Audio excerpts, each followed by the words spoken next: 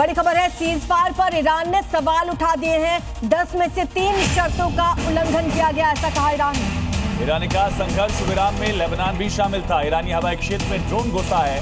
कहा यूरेनियम संवर्धन शर्त में शामिल था। ईरान की तरफ से इसको लेकर सवाल उठाए गए। कहा यह गया है कि शर्त नहीं मानी तो बातचीत बेईमानी होगी। ईरान की तरफ से तमाम शर्तों को लेकर सवाल उठाए जा रहे हैं। कहा यूरेनियम संवर्धन भी शर्त में शामिल था। सबसे बड़ी चुनौती लेबनान को लेकर यहां दिख रही।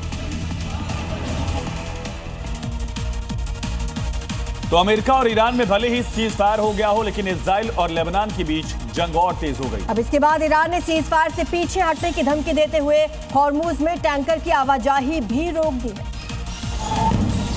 ईरान से सीज फायर के ऐलान के बीच इजरायली सेना ने लेबनान पर हमले तेज कर दिए हैं, जिससे ईरान भड़क गया है।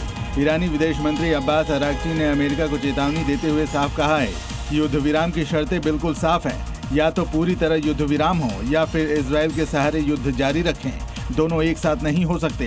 वहीं ईरानी संसद के स्पीकर गालिबाफ ने भी कहा है कि सीज फायर के ऐलान के बाद लेबनान पर हमला समेत 3 शर्तों का उल्लंघन हुआ है।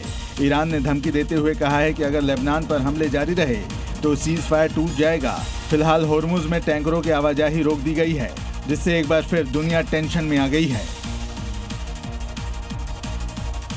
इधर ईरान की तरफ से सीज फायर करने के लिए जो 10 सूत्रीय प्रस्ताव रखा था, जिसे युद्ध रोकने का आधार माना जा रहा था, इन शर्तों में से 3 ऐसे पॉइंट्स हैं जिन पर सहमति नहीं बन रही है। कौन से वो 3 मुख्य मुद्दे हैं जिन पर लगातार डील फंसी हुई है, समझिए। पहला पॉइंट है लेबनान को संघर्ष विराम में सीज फायर में शामिल किया जाए। ये बहुत बड़ी चुनौती दिख रही है। और दूसरा पॉइंट, इजराइल लेबनान को इसमें शामिल नहीं करना चाहता है।